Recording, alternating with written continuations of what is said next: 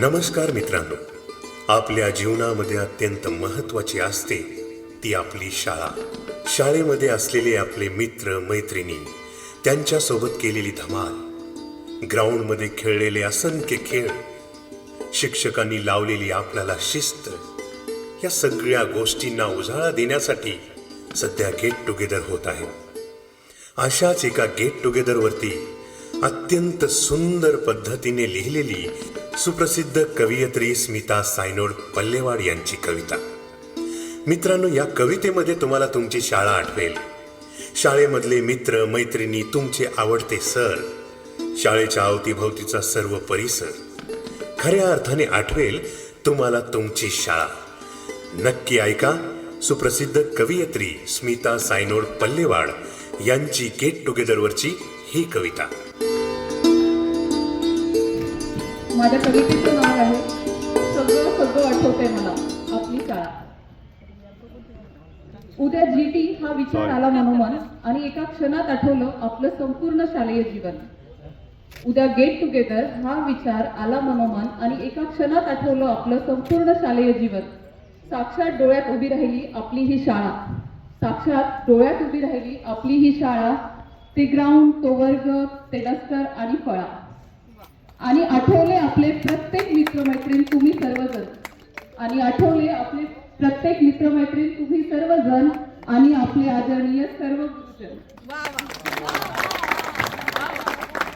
वाटलं त्यातल्या काही आठवणींना इथे देऊ थोडा उजाळा, वाटलं त्यातल्या काही आठवणींना इथे देऊ थोडा उजाळा. त्या प्रत्येक आठवणीची साक्षीदार ही आपली शाळा. परत एकदा तरी शाळेत जाऊन भेटू सर्वांना, परत एकदा तरी शाळेत जाऊन भेटू सर्वांना. हे बऱ्याच दिवसापासून होतं मनात, हे बऱ्याच दिवसापासून होतं मनात. गेट टुगेदरच्या निमित्ताने काही तास का असेना हरवू आपल्या बालपणात. या विचारानेच नकळत डोळ्यात आलं पाणी आणि चेहऱ्यावर हसू, या विचारानेच नकळत डोळ्यात आलं पाणी आणि चेहऱ्यावर हसू. वाटलं थोडा वेळ का असेना परत एकदा त्या बेंचवर सगळेजण बसू. कांबळे मॅडमनी शिकवलेली कविता, कांबळे मॅडमनी शिकवलेली कविता, कांकरे सरांनी शिकवलेले धडे, गणिताच्या तासात जाधव मॅडमनी पाठ करून घेतलेले 30 पर्यंतचे पाढे, गोत्रे मॅडमचा तो प्रेमळ स्वभाव, गोत्रे मॅडमचा तो प्रेमळ स्वभाव, बिरगे सरांचे शिकवतानाचे ते हावभाव. सगळं सगळं आठवतंय मला.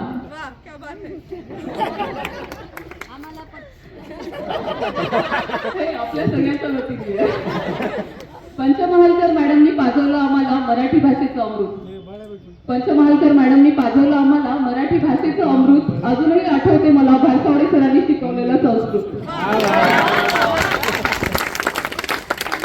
धातूंची रूपे आणि ती सुभाषिते, धातूंची रूपे आणि ती सुभाषिते सगळी कशी अगदी मुखपाठ होते.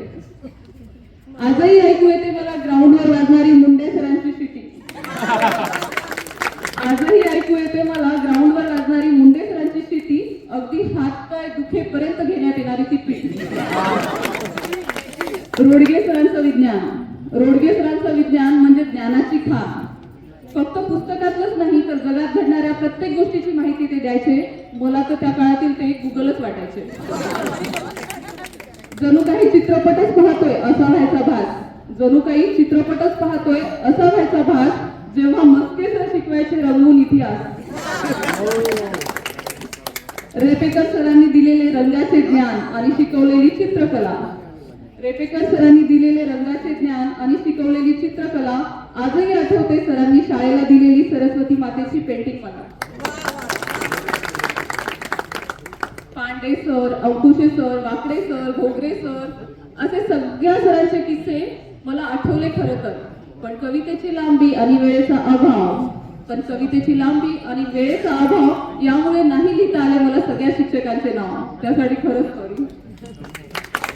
एमसीसीची ती कडक शिस्त, एमसीसीची ती कडक शिस्त आणि 15 ऑगस्टची प्रभात फेरी, जोडी पकडण्यासाठी होणारी ती मारामारी, अशा सुंदर आठवणी कितीतरी.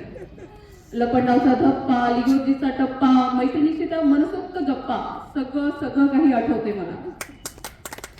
ते उगाच चालताना पायात पाय घालून पाडणे, ते उगाच चालताना पायात पाय घालून पाडणे, तर रांगेत प्रतिज्ञेसाठी पुढे केलेल्या हाताने समोरच्याचे केस ओढणे,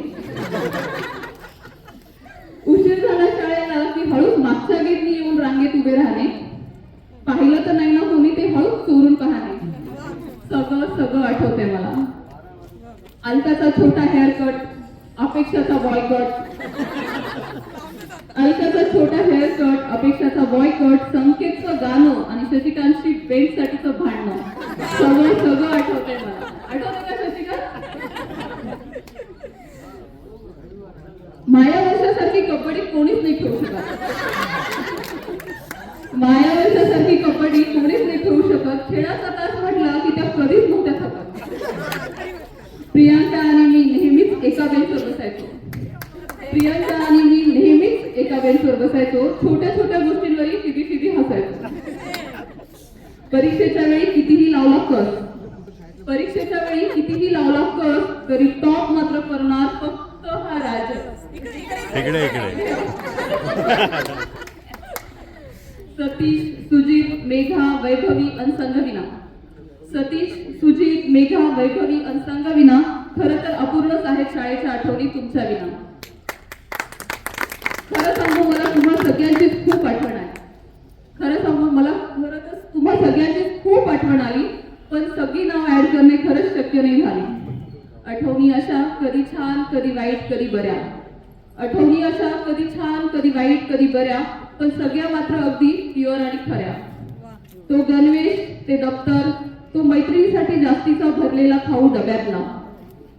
तो गणवेश, ते दप्तर, तो मैत्रिणीसाठी जास्तीचा भरलेला खाऊ डब्यातला.